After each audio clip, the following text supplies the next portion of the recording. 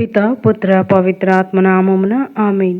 ప్రియ స్నేహితులారా, మీ అందరికీ దేవుని యొక్క ఆశీస్సులను తెలియజేస్తూ ఆగమన కాలం 3వ ఆదివారం మొదటి పట్టణము యెషయా గ్రంథం 35వ అధ్యాయం 1వ వచనం నుండి 6వ వచనం వరకు మరియు 10వ వచనం. రెండవ పట్టణము యాకోబు రాసిన లేఖ 5వ అధ్యాయం 7వ వచనం నుండి 10వ వచనం వరకు. మత్తయి సువార్త 11వ అధ్యాయం 2వ వచనం నుండి 11వ వచనం వరకు. ప్రభువునందు మీరు ఎల్లప్పుడూ ఆనందింపుడు, మరలా చెప్పుచున్నాను ఆనందింపుడు.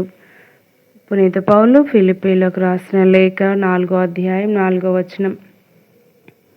ఆగమన కాలంలో క్రీస్తు రాక ఎంతో ఆశగా ఎదురు చూస్తూ ఉన్నాం. మనం ఎదురు చూసే సంఘటన సంతోషకరమైనది.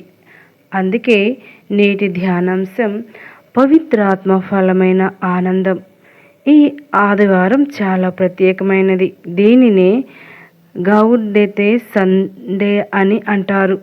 ఆనందించండి అని దీని అర్థం. ప్రభువునందు మీరు ఎల్లప్పుడూ ఆనందించుడి, మరలా చెప్పుచున్నాను ఆనందించుడి. ఫిలిప్పీలకు రాయబడిన లేఖ 4వ అధ్యాయం 4వ వచనం అను వచనం ఆధారంగా ఈరోజు దివ్యార్చన జరపబడుతుంది. అందుకే ఆనందమునకు చిహ్నముగా గురువు గులాబీ రంగు పూజా వస్త్రం ధరిస్తాడు. అదే రంగు ఆగమనకాల కొవ్వొత్తి వెలిగించబడుతుంది. దీన్ని గొల్లల కొవ్వొత్తి లేక ఆనందపు కొవ్వొత్తి, షెపర్డ్స్ క్యాండిల్ అంటారు. ఆగమన కాలం మొదటి వారం ప్రభు మరలా రానున్నాడు అనే నమ్మకమును గురించి ధ్యానించి, రెండవ ఆదివారం యెషయా ప్రవక్త ద్వారా ప్రవచింపబడిన దైవ కుమారుడే బెత్లెహేములో జన్మించాడు అను విశ్వాసమును బలపరుచుకొని ప్రభువు దగ్గరలోనే ఉన్నాడు, ఆయనలో ఉంటే కలదు ఆనందం అని ధ్యానించమని ఈ 3వ ఆగమన కాల ఆదివారమున తల్లి శ్రీ సభ మనలను ఆహ్వానిస్తూ ఉంది. రాబో వాడవు నీవేనా? మత్తయి సువార్త 11వ అధ్యాయం 3వ వచనం. చెరసాల్లోనున్న బప్తిస్మ యోహాను క్రీస్తు కార్యకలాపములను అనగా కొండ మీది బోధనలు, మత్తయి సువార్త 5వ అధ్యాయం నుంచి 7 అధ్యాయాలు అద్భుతాలు గురించి విని శిష్యులను యేసు వద్దకు పంపి, రాబో వాడవు నీవా, లేక మేము మరి ఒక వారి కోసం చూడవలెనా అని ప్రశ్నించాడు. క్రీస్తు అనగా అభిషిక్తుడు అని అర్థం. హీబ్రూలో మెస్సియా అని అర్థం. పాత నిబంధనలో రాజులు, యాజకులు ప్రత్యేక విధి నిర్వహణ కొరకు ఎన్నుకోబడి అభిషేకింపబడేవారు.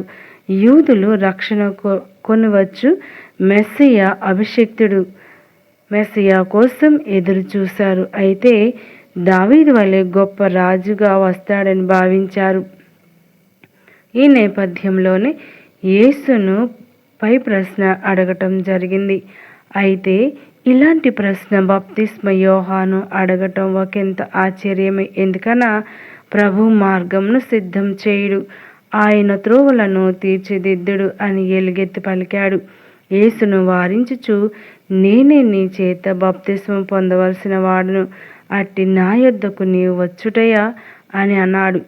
యేసు బప్తిస్మం పొందినప్పుడు ఆకాశం నుండి వినిపించిన దివ్యవాణికి యోహాను సాక్ష్యమయ్యాడు.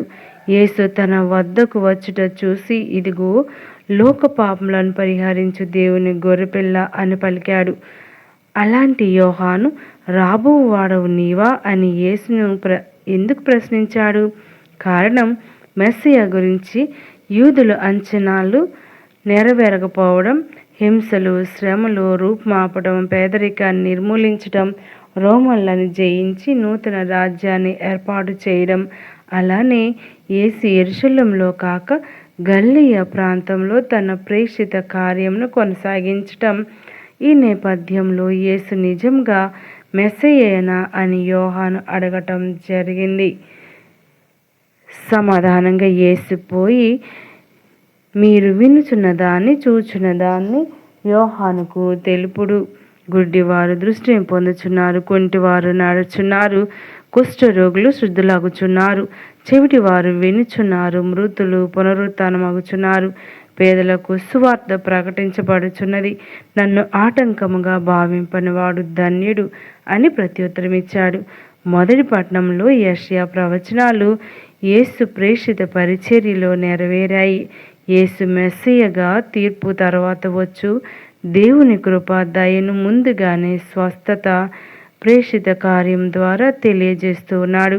హింసలను, శ్రమలను ప్రేమ, కరుణతో జయిస్తున్నాడు. ప్రభువు చెప్పినట్లుగా నేడు మనం సువార్తలో చెప్పబడిన దానిని వినాలి. యేసే క్రీస్తు సత్యం, దేవుని జ్ఞానం, క్రీస్తులో రక్షణ కార్యం ప్రారంభమైనది. తన రెండవ రాకడతో అది పరిపూర్ణమవుతుంది. నిరాశలోను ఆశావాహ జీవితం.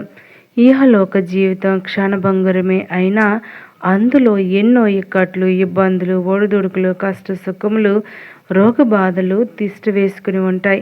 చివరికి దైవ కుమారుడు మానవుడిగా అవతరించినప్పుడు తప్పలేదు తనకు కూడా ఈ తిప్పులు. అయితే ఎక్కువ శాతం మానవులు ఇటువంటి పరిస్థితులు ఏర్పడినప్పుడే దేవుని ఆశ్రయిస్తారు. ఏదేమైనా కష్టంలో ఉన్న వారికి ఈనాటి మొదటి పట్టణమే ఒక చక్కని ఓదార్పు సందేశం. ఎండిన ఎడారి సంతసించునుగాక, మరుభూమి ప్రమోదం చెంది పుష్పించునుగాక.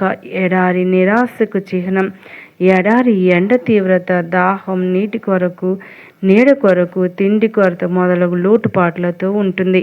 కానీ ప్రభు అటువంటి నిర్జీవ ఎడారిలో సహితం జలములు పారించు శక్తి కలవాడు. వారు సంతోషముతోనూ ప్రమోదముతోనూ వత్తురు. వారి దుఃఖము విషాదములెల్లా తొలగిపోవును. మన ప్రభు దయగలవాడు, సాధుశీలుడు, వినమ్రుడు, అత్యంత సున్నిత హృదయుడు. అయినను విశ్వాసంతో ఆశ్రయించు వారిని విడవక రక్షించు గొప్ప దేవుడు. వానిని నేనెన్నడూ త్రోసివేయను. నిరాశ సమయంలో ఆశ కలిగి జీవించటమే క్రైస్తవ జీవితం. ఎందుకంటే మన దేవుడు సజీవుడు. ప్రతి క్రైస్తవుడు దేవునిలో ఆనందించాలి, ఆనందించి తరించాలి. సహనము, సంతోషంతో ఉండాలి. ప్రస్తుత కాలంలో అన్ని వేగం అనే ఇరుసు చుట్టూ పరుగిడుచున్నవి. రాను రాను మనిషిలో సహనం నశించిపోచున్నది. ఎదురు చూడడం అనేది కష్టమగుచున్నది. ఈ రెండవ పట్టణంలో యాకోబు రాసిన లేఖ 5వ అధ్యాయం 7వ వచనం నుండి 10వ వచనం వరకు, రైతు పంట కొరకు ఎదురు చూసినట్లు ఓపికతో వేచియుండడి, సహనమును పాటింపుడు అని బోధించున్నాడు. ప్రపంచం అభివృద్ధి చెందాలి, ఉత్పత్తి సరఫరా వేగవంతమవ్వాలి. అది నిజమే. కానీ ఆధ్యాత్మిక జీవితంలో, కుటుంబ జీవితంలో సహనం, ఓర్పు అనే పవిత్ర గుణములు చాలా అవసరం. అత్యంత పవిత్రుడైన దేవుడే పాపులమైన మన పట్ల సహనము కలిగి మన కోసం అవతరించి మరణిస్తే అన్ని దుర్గుణములు గల మానవుడు ఇతరుల పట్ల, చివరకు తన సొంత కుటుంబ సభ్యుల పట్ల ఓర్పును పాటించలేడా? గొప్ప గొప్ప సంగతులు నెమ్మదిలోనే సాధ్యపడును. సహనం కలిగినప్పుడే పరిపూర్ణ ఆనందం సాధ్యమవుతుంది. సహిస్తేనే సంతోషం కలదు. ప్రియ స్నేహితులారా, బాప్తిస్మ యోహాను గొప్పతనం సాక్ష్యం. ఈనాటి సువిశేషంలో బాప్తిస్మ యోహాను గురించి క్రీస్తు ఇచ్చే సాక్ష్యం చూస్తూ ఉన్నాం. ఇతడు మానవులందరిలో గొప్పవాడు, నా దూత, నా మార్గంను సిద్ధం చేయువాడు. ఓ క్రైస్తవ, నిజముగా అతడు గొప్పవాడు. ఎందుకంటే అతడు ప్రభు మార్గమును సిద్ధం చేస్తూ ఉన్నాడు. ప్రభు సాక్షిగా జీవించుచున్నాడు. అయితే పరలోకంలో, రాజ్యంలో మిక్కిలి తక్కువవాడైన వాడు అతని కంటే గొప్పవాడు. ఆయనే ఈనాడు మనకు ఆదర్శం. మనం క్రైస్తవులుగా మన మాటలో, చేతిలో, మన సంఘంలో, మన కుటుంబంలో, మన పని స్థలంలో క్రీస్తు అనుయాయులుగా, అనుచరులుగా, శిష్యులుగా ఉండగలుగుచున్నామా? ఇతరులకు మంచి ఆదర్శమును మన ప్రవర్తన ద్వారా చూపించగలుగుచున్నామా? మన కార్యములే మనకు పరలోక ప్రాప్తిని కలుగచేస్తాయి. కావున ప్రభుని విశ్వసించే మనం క్రీస్తు అడుగు జాడల్లో, ఆయన మార్గంలో, సత్యంలో, జీవములో జీవించినట్లయితే పరలోక రాజ్య వారసులం అవుతాం. అందుకు ఆనందించుదాం. ప్రభు సాక్షులుగా ప్రయత్నించుదాం. క్రైస్తవులుగా క్రీస్తు రాకడ పట్ల మనం ఎంతో ఆనందిస్తాం. దేవుడు మనుష్య రూపుడై మన మధ్య వసించినందున నిజంగా మనం ఆనందపడాలి. ఆయన రాకై ఆగమన కాలం మనలను సంసిద్ధం చేయుచున్నది. ఆయన వచ్చినప్పుడు మనకు సంపూర్ణ జీవితమును వసగును. ప్రియ స్నేహితులారా, మరి అలాంటి రోజు కోసం ఎదురు చూద్దాం. మన యొక్క జీవితాన్ని ధన్యం చేయమని ప్రభుని వేడుకుందాం. ప్రభు రాబోచున్నాడని విశ్వసించి మరి ఆయన రాకడ కోసం ఆనందంతో ఎదురు చూద్దాం. పిత పుత్ర పవిత్ర ఆత్మనామమున ఆమేన్.